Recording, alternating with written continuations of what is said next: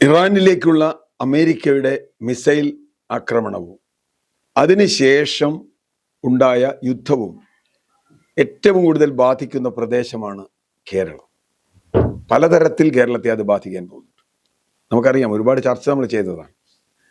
Iran തിരിച്ചാക്രമിക്കുന്നത് ഇസ്രായേലിനെ മാത്രമല്ല. Iran ആക്രമിക്കുന്നത് ഗൾഫ് രാജ്യങ്ങളിൽ, GCC രാജ്യങ്ങളിൽ അമേരിക്കയുടെ ബേസ് ലക്ഷ്യമാക്കിയാണ്. പക്ഷെ അവിടെ ഒരു പ്രശ്നമുണ്ട്. അവർ ബേസ് ലക്ഷ്യമാക്കി എങ്ങനെ ആക്രമിച്ചാലും ബേസിൽ മാത്രമായിക്കൊള്ളണമെന്നില്ല. ഇന്നലെ നമ്മൾ കണ്ടു ബഹ്റൈനിൽ മനാമയിൽ സ്ഫോടനം. ബഹ്റൈൻ ഒരു ചെറിയ രാജ്യമാണ്, പക്ഷേ ധാരാളം മലയാളികളുള്ള ഒരു രാജ്യമാണ്. ഇന്ത്യക്കാരുള്ള, പ്രത്യേകിച്ച് മലയാളികൾ ധാരാളമുള്ള ഒരു രാജ്യമാണ്. ബഹ്റൈനിൽ കഴിഞ്ഞ് ദുബായിൽ ആക്രമണം നടത്തി, ഖത്തറിൽ ആക്രമണം നടത്തി. അപ്പോൾ ഇതിൽ പല രാജ്യങ്ങളിൽ അവർ ആക്രമണം നടത്തുന്നു, അല്ലെങ്കിൽ തിരിച്ചു ബോംബ് വർഷിക്കുന്നു, മിസൈൽ വരുന്നു, ഡ്രോൺ ആക്രമണം വരുന്നു എന്നൊക്കെ നമ്മൾ കേൾക്കുകയാണ്. ഈ ഓരോ വാർത്തയും ഇവിടെ ഇരിക്കുന്ന മലയാളി കുടുംബങ്ങളെ ഞെട്ടിക്കുന്നതാണ്. കാരണം അവർക്ക് വേണ്ടപ്പെട്ട ആളുകൾ, അവരുടെ മാതാപിതാക്കൾ, അല്ലെങ്കിൽ അവരുടെ മക്കൾ, സഹോദരങ്ങൾ, ഭർത്താക്കന്മാർ, ഇവരൊക്കെ അവിടെയുണ്ട്.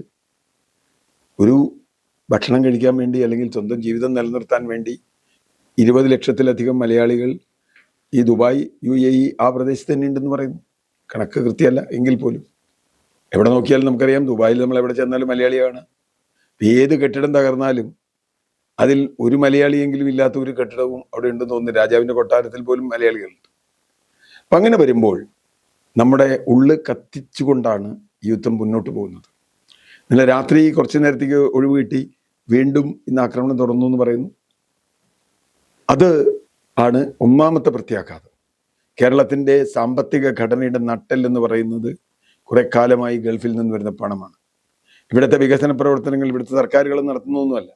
ഇവിടെ വികസന പ്രവർത്തനങ്ങൾക്കും അല്ലെങ്കിൽ സാമൂഹ്യ ജീവിതത്തിൻ്റെ ഉയർച്ചയ്ക്കും പൈസ കൊണ്ടുവന്നിട്ടുള്ളത് കേരളം വ്യത്യസ്തമായെങ്കിൽ അതിനുള്ള ഒരു പ്രധാന കാരണം ഗൾഫിൽ നിന്നുള്ള പാവപ്പെട്ട മനുഷ്യരുടെ സംഭാവനകളാണ്.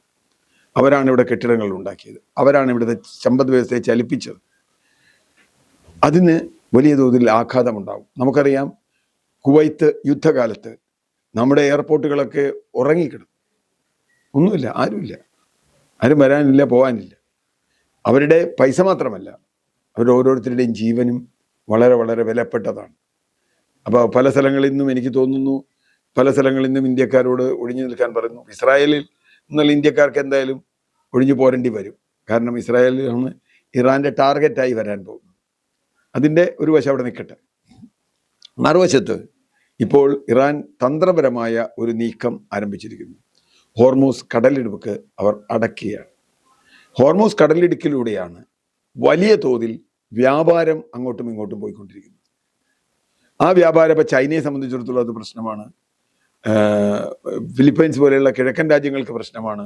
അവിടെ നിന്ന് ഇങ്ങോട്ട് വരുന്ന ശ്രീലങ്ക വഴി ഇന്ത്യൻ ഉൾക്കടലിലേക്ക് വരുന്ന ആ ഏരിയകളിലും, അത് ഇന്ത്യൻ മഹാസമുദ്രത്തിലേക്ക് വരുന്ന ബംഗാൾ ഉൾക്കടൽ വഴി വരുന്ന വ്യാപാരത്തിന് പ്രശ്നമാണ്. വ്യാപാര മേഖലയെ സ്തംഭിപ്പിക്കുന്ന തരത്തിൽ ഒരു വലിയ തോതിൽ, ഒരുപക്ഷെ ലോകത്തിലെ വ്യാപാരത്തിൻ്റെ 1/3 ഹോർമൂസ് കടലിടുക്ക് വഴിയാണെന്നാണ് പറയുന്നത്. അങ്ങനെയെങ്കിൽ അത് നമ്മുടെ വ്യാപാര മേഖലയെ ആകെ ബാധിക്കും. വ്യാപാര മേഖലയിൽ ബാധിച്ചാൽ അത് ഉൽപ്പാദന മേഖലയെ ബാധിക്കും. ഇപ്പോൾ കേരളത്തിലെ കാർഷിക ഉൽപ്പന്നങ്ങൾ, പ്രത്യേകിച്ചും സ്പൈസസ്, അതിൻ്റെ ഒരു റൂട്ടാണ്. അതുണ്ടാവില്ല. ഇന്ത്യയും ചൈനയും അല്ലെങ്കിൽ മറ്റു രാജ്യങ്ങളുമായിട്ടുള്ളത്, ഇപ്പോൾ സിംഗപ്പൂരുമായിട്ടുള്ളത്, ഇതൊക്കെ തന്നെ വലിയ തോതിൽ ഇഫക്റ്റഡ് ആവാൻ പോവുകയാണ് അതുകൊണ്ട് തന്നെ ഹോർമൂസ് കടലിടുക്ക് എന്ന് പറയുന്ന വ്യാപാരത്തിൻ്റെ നിർണായകമായ കേന്ദ്രം അടയ്ക്കുന്നത് വഴി ഇറാൻ കൊടുക്കുന്ന ഒരു സന്ദേശം ലോക സമ്പദ് വ്യവസ്ഥയ്ക്ക് ഞങ്ങൾ ആഘാതം ഏൽപ്പിക്കാൻ പോവുകയാണ്. ലോകരാഷ്ട്രങ്ങൾ ഈ അമേരിക്കയോട് മര്യാദ പാലിക്കാൻ പറയണം. ഇസ്രായേലിനെ തെമ്മാടി രാഷ്ട്രമാണ് എന്ന് UN തന്നെ കണ്ടെത്തിയ ഇസ്രായേലിന് മേൽ സമ്മർദ്ദം ചെലുത്തണം. പക്ഷെ ഇതൊക്കെ സംഭാവ്യമാണോ എന്നത് വേറെ കാര്യം. ഇപ്പം തന്നെ പല യൂറോപ്യൻ രാജ്യങ്ങളും ഇറാന് പിന്തുണയുമായി വന്നിട്ടുണ്ട്. ഇറാനാണ് ശരി, ഇറാനെ ആക്രമിക്കാൻ പാടില്ല എന്ന് പറഞ്ഞു വന്നിട്ടുണ്ട്. പക്ഷെ അത് എത്രത്തോളം അമേരിക്കയുടെ മേൽ സ്വാധീനമുണ്ടാക്കുന്നു ചോദിച്ചാൽ നമുക്ക് പറയാൻ പറ്റില്ല. കാരണം അത്രയ്ക്ക് ബോധ്യവും കാര്യങ്ങളും യുക്തിബോധമില്ലാത്ത ഒരാളാണ് അമേരിക്ക ഭരിക്കുന്നത്. അദ്ദേഹത്തിൻ്റെ ലോജിക്ക് വേറെയാണ്, നമുക്കൊന്നും മനസ്സിലാവില്ല. അതിനേക്കാൾ യുക്തിബോധമില്ലാത്ത ഒരാളാണ് ഇസ്രായേൽ ഭരിക്കുന്നത്, നെതന്യാഹു. എന്ന് പറഞ്ഞാൽ ഇവരുടെ കയ്യിൽ ഈ ലോകത്തിൻ്റെ സമാധാനം ഏൽപ്പിച്ച മാതിരിയാണ് ഇപ്പോൾ ലോകരാഷ്ട്രങ്ങളുടെ നിപ്പ്. അതിന് വ്യാപാരപരമായ അതിനൊരു മാറ്റം വരുത്താൻ, ഒരു സമ്മർദ്ദ ശക്തിയാവാൻ ഹോർമൂസ് കടലിടുക്കിന് സാധിക്കുമോ? ഇന്ത്യയെ പോലെ ഒരു രാജ്യം ഇതിൻ്റെ ഇരയാവുകയാണ്. ഇന്ത്യക്ക് ഒരു നിലപാടുമില്ലല്ലോ ഇക്കാര്യത്തിൽ. പ്രത്യേകിച്ചും ഇന്ത്യയുടെ പുതിയ ഗവൺമെൻറ്റിൻ്റെ കാലത്ത് അമേരിക്കയുടെ മൈ ഫ്രണ്ടാണ്. അതുകൊണ്ട് തന്നെ നമുക്ക് ഒരു നിലപാടില്ല. നമ്മുടെ മനുഷ്യരുടെ ജീവനെക്കുറിച്ച് പോലും നമുക്ക് വലിയ ആശങ്കയില്ല.